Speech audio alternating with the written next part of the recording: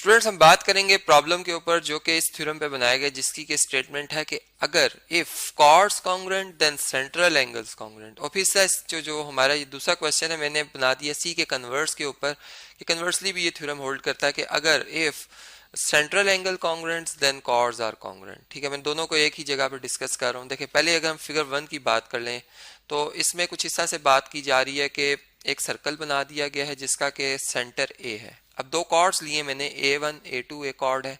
Cord कहते हैं ऐसी लाइन सेगमेंट जो सर्कल ही के दो पॉइंट्स को मिलाकर बना दी जाए। देखें ये एक लाइन सेगमेंट है, ये कॉर्ड है और दूसरी कॉर्ड है A3 A4। अब इन दोनों की लेंथ हमने बराबर रखी है, इसलिए मैंने यहाँ पर एक सिंबल यूज किया हुआ है, ये मार्क यूज किया हुआ कि ये दोनों कॉन्ग्रुएंट है।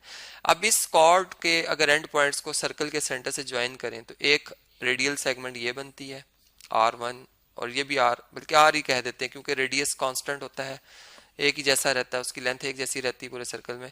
तो अब देखें सेंटर से इस पॉइंट तक का, सर्कल के पॉइंट तक का डिस्टेंस रेडियस है जो कि, और ये भी रेडियस है, दोनों कनेक्ट है इस सेंटर के साथ। तो ये इनमें जो रोटेशन है ये सेंट्रल एंगल है इस कॉर्ड का। ठीक है, और दूसरी कॉर्ड का सेंट्रल एंगल बता दिया गया 70 डिग्री। तो अब इस थ्योरम के मुताबिक चूंकि कह दिया गया कि कॉर्ड्स कॉन्ग्रुएंट होंगी तो सेंट्रल एंगल कॉन्ग्रुएंट होंगे, इसका मतलब कि कॉर्ड्स तो बराबर है और फिर सेंट्रल एंगल हम बता सकते हैं। तो x हमारे पास इस केस में इसका आंसर कितना हम लिख देंगे 70 डिग्री।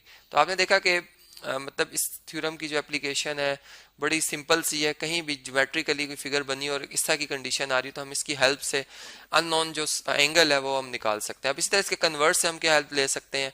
कन्वर्स में देखें एक फिगर बनी हुई थी सर्कल की, ठीक है, फिगर नंबर 2 हम कह देते हैं इसे। और इसमें इस तरह से है कि इसमें सेंट्रल एंगल जो ये कॉर्ड्स B1 B2 और B3 B4 बना रहे हैं सेंटर के साथ, अपने सर्कल के सेंटर के साथ, ये बता दिए गए हैं 60-60 हैं। मतलब नंबर से भी बताए जा सकते हैं और सिंबल से भी बताए जा सकते हैं। मैंने दोनों चीजें लिख दी हैं। हो सकता है कि आपको जो प्रॉब्लम लिखा हुआ नजर आए उसमें एंगल्स की मेजरमेंट ना लिखी हो। ठीक है, अब बराबर है तो आपने समझना है इस चीज को कि अच्छा अगर ये बराबर उन्होंने बताए हुए तो इसमें फिर वो अगर इस साइड को B1 से B2 को कह रहे हैं 3 सेंटीमीटर तो फिर B3 से B4 कितनी लेंथ होगी।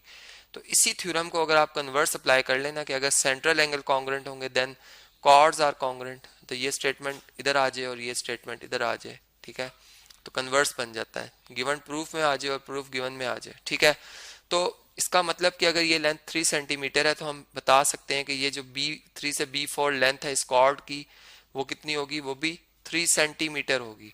तो इसी तरीके से बहुत सिंपल सा ये क्वेश्चन था जो कि शेयर किया मैंने, क्योंकि अक्सर स्टूडेंट्स कंफ्यूज हो जाते हैं, बहुत सिंपल से क्वेश्चंस होते हैं लेकिन वो उसको समझ नहीं पा रहे होते। तो अगर आप अप्लाई करें थ्योरम्स को तो बहुत आपके जो प्रॉब्लम्स है बड़े आसान हो जाएंगे।